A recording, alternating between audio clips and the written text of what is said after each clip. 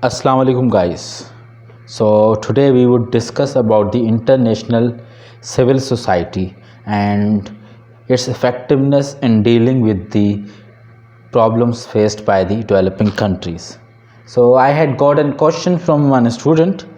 The question was, share your opinion on the effectiveness of international civil society in addressing the problem faced by the developing countries.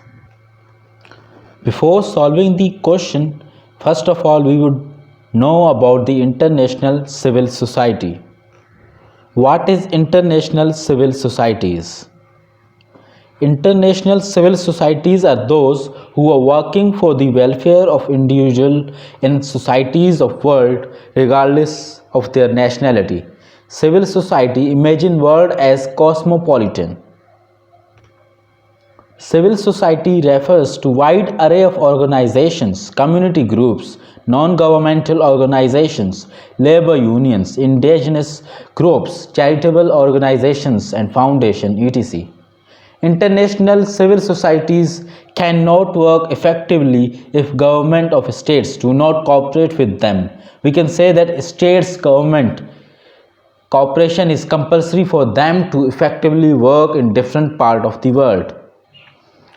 For this, we can take the example of Sindh, in which last year CM Sindh Murad Ali Shah dismissed all of the international civil societies in its province just because they did not acknowledge their government before proceeding their work.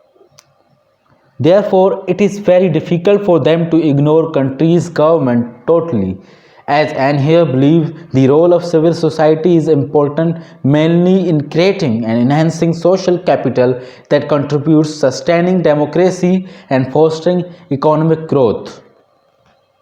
It is only possible with a mutually supportive relationship among the civil society, the state and the business communities. This says that civil societies like organizations, NGOs, they should cooperate with businessmen and also with the states, because without their cooperation none can work effectively. Civil society. In civil society, I told before that different types of organizations, community groups, non-government organizations includes. So civil society's main work is to protect the rights of the individuals and does the actions which are good for the majority of the people while ignoring the political environment. While doing the greater good, they do not consider the political environment. They do their actions ignoring the political environment. Civil society can also be used against the excessive centralization and abuse of power.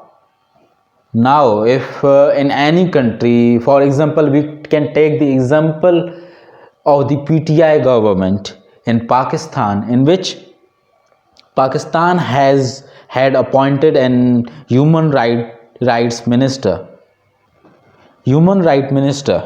So his name was Iftikhar Khan Lund. He was from the tribal area of Sindh and he was being caught punishing his employment. So the person who is punishing and taking the brutal action against the human has become the human rights minister. So this was totally unfair. Therefore, so main thing is the international civil society does not have a main concern with power, but they motivate people to act individually against the abuse of power. Like they motivated the government to take action against the Iftikhar Khan Lund. So this was the small introduction of international civil society. Now we would talk about the problem faced by the developing countries.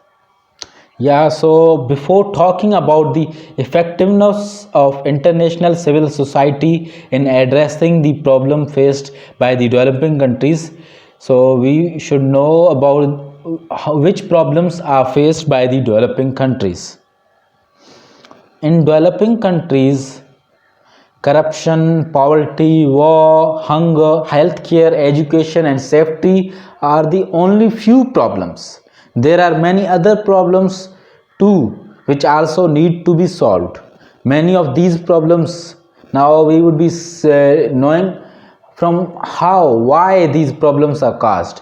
These problems are caused by exclusion, fear, intimidation, broken infrastructure, and lack of money, resources, and access of information and tools.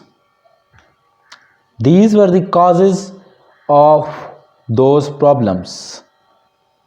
Now, there are unlimited problems faced by the developing countries. So now, if you say that how the effectiveness or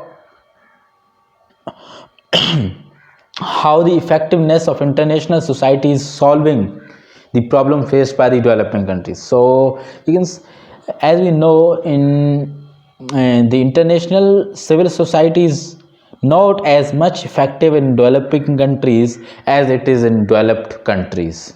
Explained below.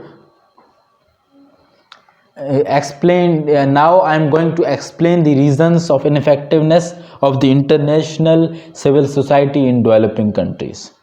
The legal regulations for international society in developing countries are dangerous and can cause hindrance, like the policies and the legal regulations which are made by the developing countries government for the international civil society are so much dangerous. They are not protecting them. Therefore, this can be a great hindrance for them. Another factor is that they have few members and only significant revenue, and mostly revenue is gained from the donations. And state really assist the international civil society. They never assist them. So they have a poor qualified staff, facilities poor, and also the employees or the leaders which are appointed on the international civil security in the developing countries are the less transparent. There are many cases of corruption in international civil society at dealing with donor and government agencies. Governments of developing countries sometimes do not support ICS, and if they support, the following issues has been arised. First issue could be like that the motives of the ICS, like I am saying, whenever I say ICS, it means that international civil society. So never be misleaded by that word. So I was saying that the government of developing countries concerned may view the engagement as an interference in its internal affair. This is particularly so when donors support international civil society that criticize the government. For example, in closed societies such as Zimbabwe or Myanmar.